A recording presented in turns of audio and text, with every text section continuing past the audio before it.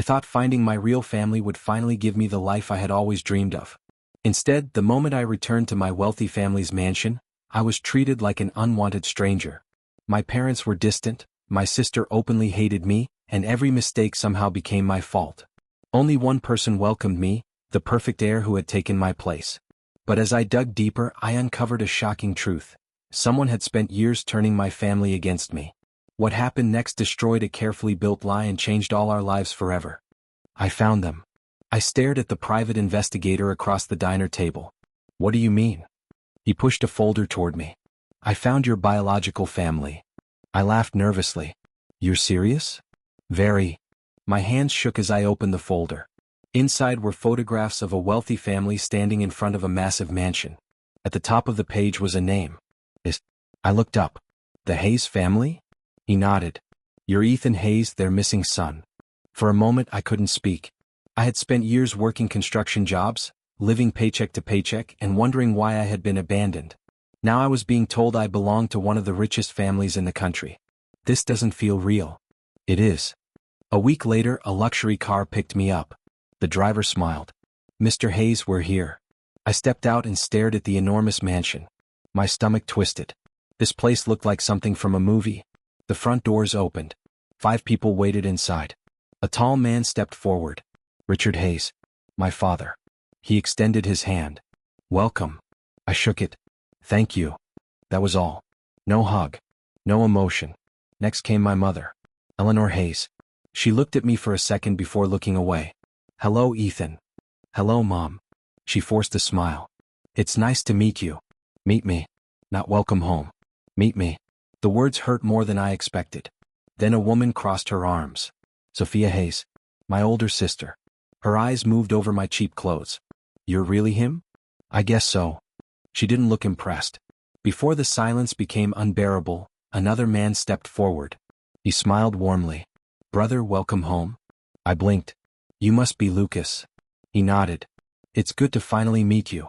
His handshake was firm. His smile looked genuine. For the first time since arriving, I felt slightly relieved. At dinner, I tried to fit in. It didn't go well. My father asked, Lucas, how did the charity event go? Better than expected. My mother smiled proudly. I knew you'd succeed. Sophia laughed.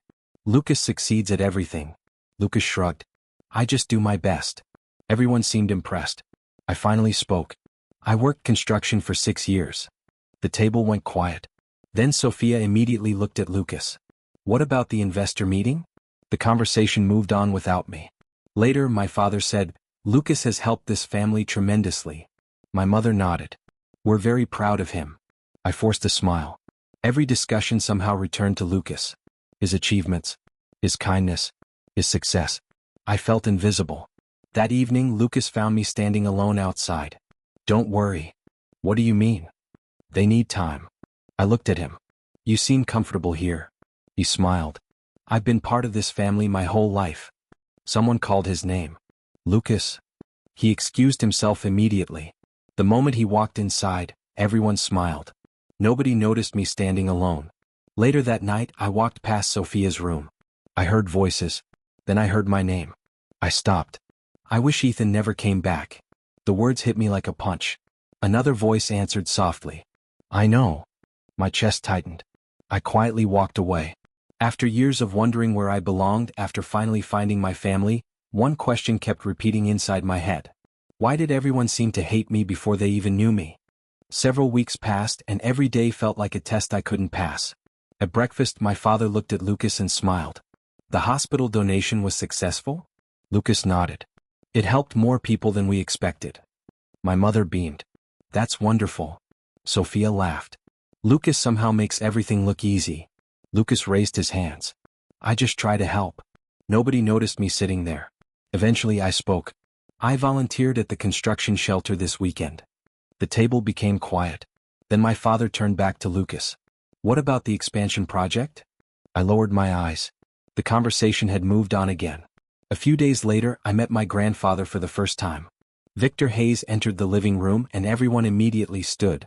His sharp eyes settled on me. So you're Ethan? Yes, sir. He sat down. Do you understand the responsibility of carrying the Hayes name? I'm trying to. His expression remained unreadable.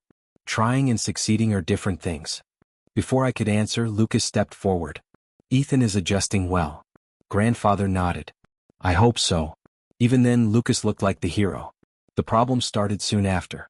One afternoon, a servant rushed into the dining room. The antique vase is broken. Everyone stood. We followed him into the hallway. Pieces of glass covered the floor. The servant pointed at me. Mr. Ethan was here earlier.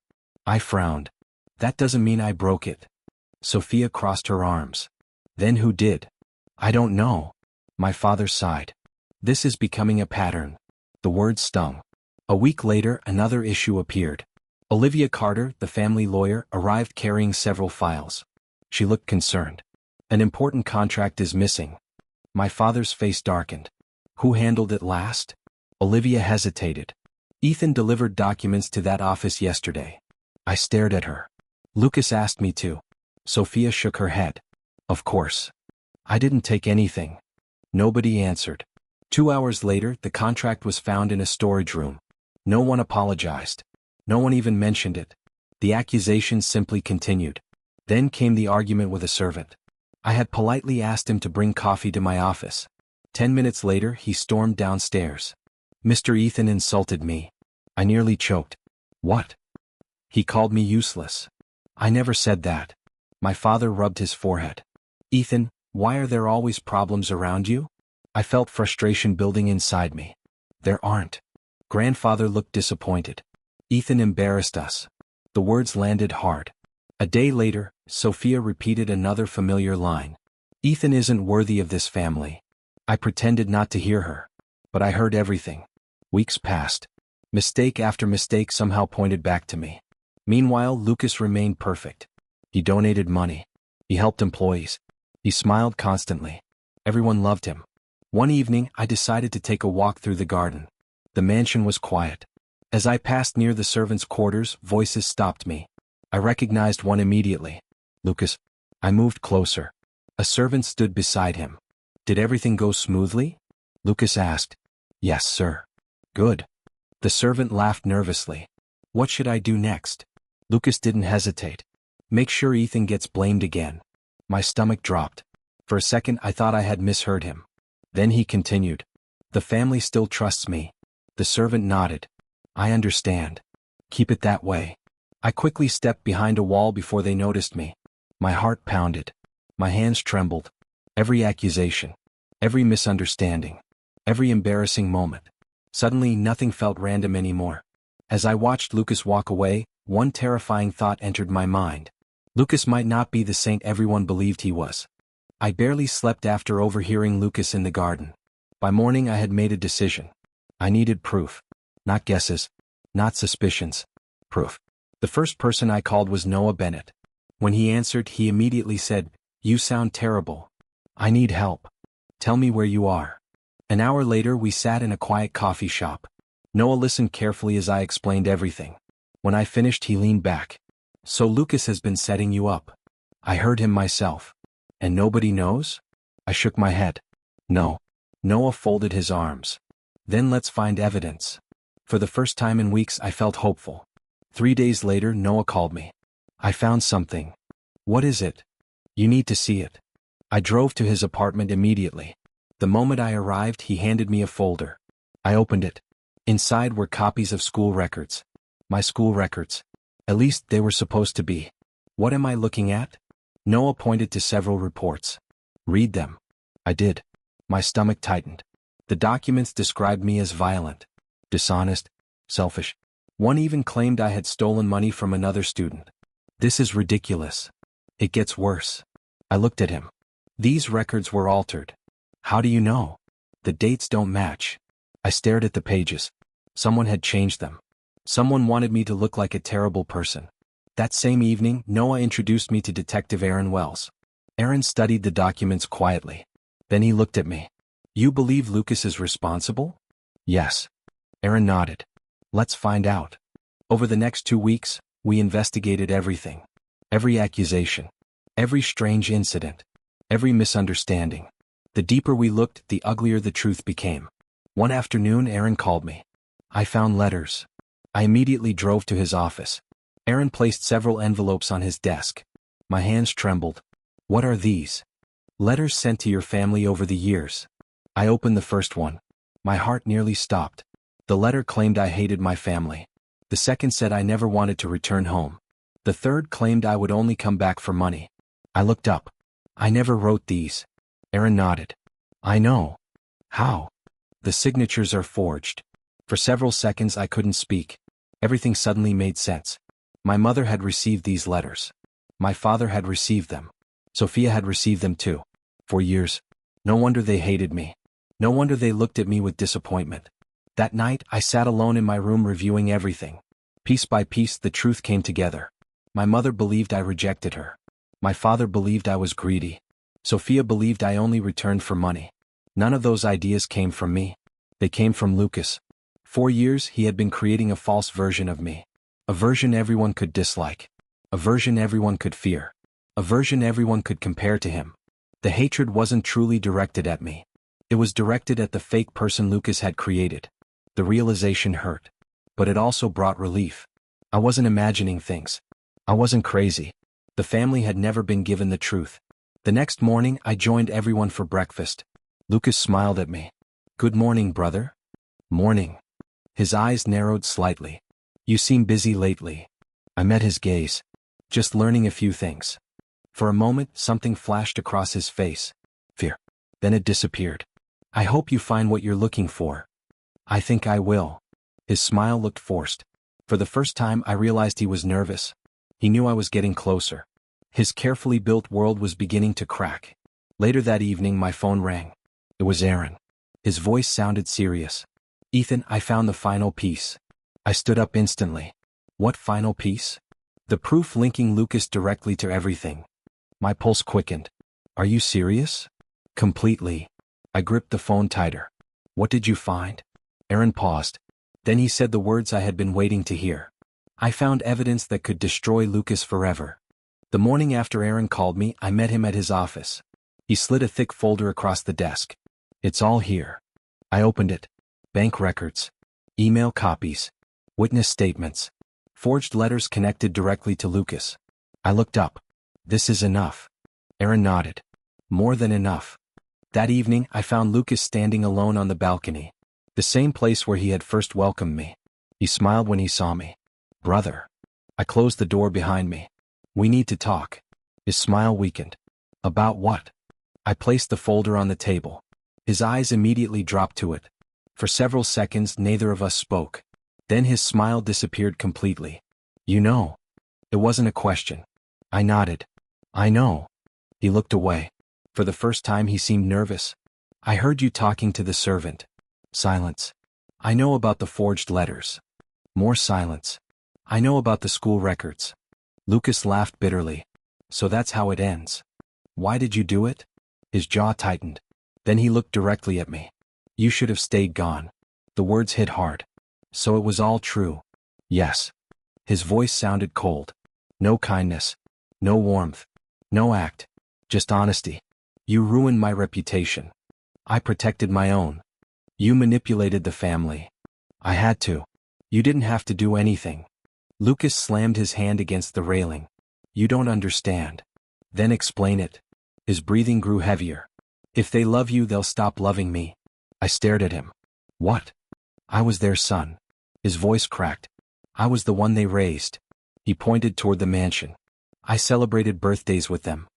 I sat with Mom when she cried. I built relationships with everyone. I remained silent. Then he looked at me again. One day you came back. So you destroyed me first. His eyes filled with anger. I was scared. Years of jealousy poured out of him.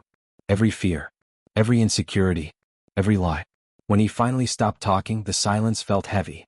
I picked up the folder. I'm not exposing you yet. His eyes widened. Why not? Because I want everything. Fear flashed across his face. Real fear. I turned and walked away. Over the next few weeks, Lucas began losing control. The calm, perfect image started cracking. One afternoon, I heard shouting from his office. Are you incompetent? An employee rushed out looking shaken. The next day, Lucas argued with one of his closest friends. 2 days later, he argued with another. People started noticing. Questions started spreading. Meanwhile, I continued collecting evidence. Then I met Daniel Reed, Lucas's business partner. He approached me after a company meeting. "Ethan, can we talk privately?" "Sure." Daniel looked uncomfortable. "I found something strange." "What?" "Money is disappearing." My stomach tightened. "From where?" "Several company accounts." I frowned. "Did you tell Lucas?" Daniel laughed bitterly. "I tried." "What happened?" "He exploded." That answer told me everything. The pressure was getting to him. A few days later, I noticed my father studying financial reports. My grandfather looked concerned. Even Sophia seemed confused. For the first time, nobody was praising Lucas. Nobody was celebrating him. People were questioning him. The perfect heir image was slowly collapsing. And Lucas knew it. Late one night, I walked past the family office. The lights were still on. I stopped when I saw Lucas carrying confidential company files. His movements looked rushed, panicked. The moment he saw me, he froze. Then he quickly turned away and disappeared down the hallway. A terrible feeling settled inside me. Lucas wasn't trying to save himself anymore. He was planning something desperate, something dangerous, something that could put the entire Hayes family at risk. The next morning, the entire mansion felt tense. I walked into the conference room and immediately knew something was wrong. My father stood beside the table. His face looked pale. Grandfather sat silently. Sophia looked worried. Then my father spoke. "Someone stole money from the company." The room fell silent. "How much?" I asked. "Several $1,000,000. My stomach tightened. Before I could say anything else, he placed a stack of documents on the table. I froze. My name appeared on every transfer authorization. "What is this?" My father's eyes met mine. "The transfers were approved using your credentials." "I didn't do this." Sophia looked confused. "Ethan." "I swear I didn't." The door suddenly opened. Daniel Reed entered carrying a laptop. Another man followed him. Daniel pointed toward him. "This is Kevin Ross." The man nodded. "I'm a financial auditor." Grandfather folded his arms. "Show us what you found." Kevin connected the laptop. Financial records appeared on the screen. He clicked several files. Then he looked at everyone. The authorization codes were copied. My father frowned. "So Ethan's identity was used?" "Yes." Relief washed through me. Then Kevin opened another report. I traced every transaction. The room became silent. Grandfather leaned forward. "Where did the money go?" Kevin clicked once more. A name appeared. Lucas Hayes. Nobody moved. Nobody spoke. My father stared at the screen. "No." Kevin nodded. "The evidence is clear." At that exact moment, Lucas entered the room. The color immediately drained from his face. "What is going on?" Grandfather's voice echoed through the room. "Sit down." Lucas obeyed. Kevin continued presenting evidence. More financial records appeared. Then forged letters. Then altered school documents. Then witness statements. One lie after another. One manipulation after another. Years of deception unfolded in front of everyone. Lucas shook his head. "This isn't true." My father looked at him. "Then explain it." Lucas opened his mouth. No words came out. My mother suddenly grabbed one of the forged letters. Tears filled her eyes. "I believe this." Her voice broke. "I thought Ethan hated me." She began crying. Watching her hurt was harder than I expected. Sophia looked sick. She turned toward me. "I accused you." I remained silent. She lowered her head. "I treated you terribly." My father sat heavily in his chair. For several seconds he couldn't speak. Then he finally looked at me. "I failed you." The room became quiet. I judged my own son. Pain filled his voice. "I should have protected you." Lucas suddenly stood. "You're all making a mistake." Nobody answered. He pointed directly at me. "Ethan planned this." Silence. "He manipulated everyone." More silence. "He wants my place." Not a single person defended him. Not one. For the first time, nobody believed his words. Not my mother. Not Sophia. Not my father. Not even my grandfather. The same family that had praised him for years now looked at him with disappointment. His confidence vanished. His shoulders slumped. His mask finally broke. And suddenly I realized something. For the first time in years, Lucas was completely alone. A few days later, Judge Margaret Lewis officially approved a criminal investigation. The evidence kept growing. Every trail led back to Lucas. Every excuse failed. Every lie collapsed. Late that evening I returned to my room. A soft knock came from the door. I opened it. Lucas stood there. His eyes were red. His voice shook. "Ethan." I stared at him. He swallowed hard. Then he whispered something I never expected to hear. "Please help me." I stared at Lucas standing outside my room. He looked nothing like the confident man who had once controlled everything. His reputation was gone. His business was gone. His friendships had disappeared. Even his voice sounded different. "Ethan, please help me." I folded my arms. "Help you?" He nodded slowly. "I have nobody else." For a moment I almost laughed. Not because it was funny. Because it felt unbelievable. The man who had spent years destroying my life was now asking for my help. I stepped aside. "Come in." Lucas entered quietly.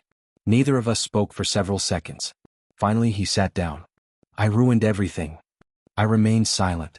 My business collapsed. Silence. My friends stopped answering my calls. Silence. My family won't even look at me. His voice cracked. "I lost everything." I looked at him carefully. Part of me enjoyed seeing him face the consequences. Another part of me hated feeling that way. Lucas lowered his head. "I know I don't deserve forgiveness." "No, you don't." He nodded. "I know." The room became quiet again. Then he finally looked at me. His eyes were filled with regret. "Can you forgive me?" After he left, the question stayed with me. For days I couldn't stop thinking about it. Part of me wanted revenge. I wanted him to feel every moment of pain he had caused. Part of me wanted justice. I wanted him punished for every lie. But another part of me wanted something different. One afternoon I sat alone in the garden. Grandfather joined me.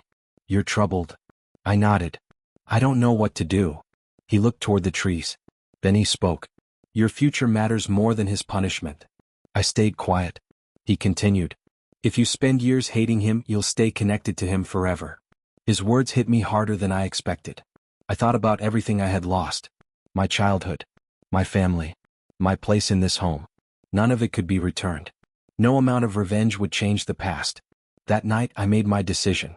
The following morning the family gathered in the main living room. Lucas stood in front of everyone.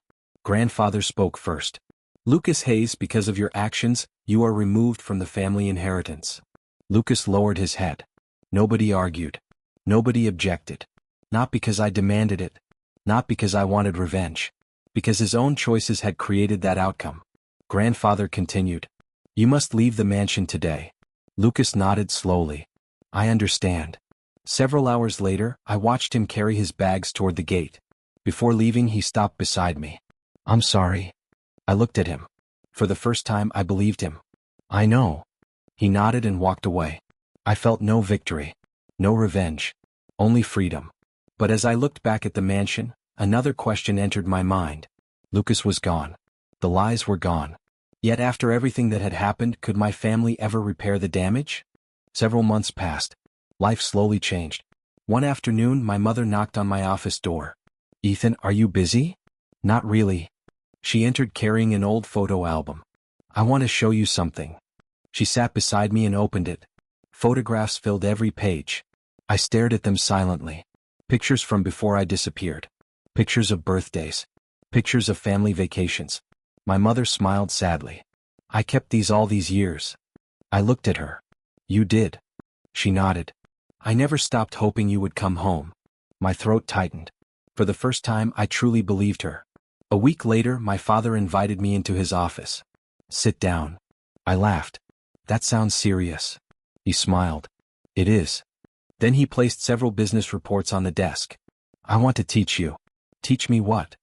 "Everything I know." Hour after hour he explained how the company operated. Not as a chairman training an employee. As a father teaching his son. The feeling meant more than I could describe. My relationship with Sophia changed too. One evening she found me sitting in the garden. "Ethan." I looked up. She took a deep breath. "I'm sorry." I stayed quiet. She lowered her eyes. For every cruel thing I said. Tears appeared in her eyes. I believed lies. "I know. I treated you terribly." I stood and hugged her. "It's over." She cried against my shoulder. For the first time we felt like brother and sister. That evening the family gathered for dinner. The atmosphere felt warm instead of cold. Nobody ignored me. Nobody compared me to anyone. Nobody questioned whether I belonged. I looked around the table. My mother was smiling. My father was laughing. Sophia was teasing me. And suddenly I understood something important. The family never truly hated me. They hated a lie. Lucas stole my identity, my reputation, and my place. But in the end he lost the very thing he fought so hard to protect. As I sat beside my family, I finally felt at peace. I came home searching for acceptance. Instead I found the truth. And that truth set me free.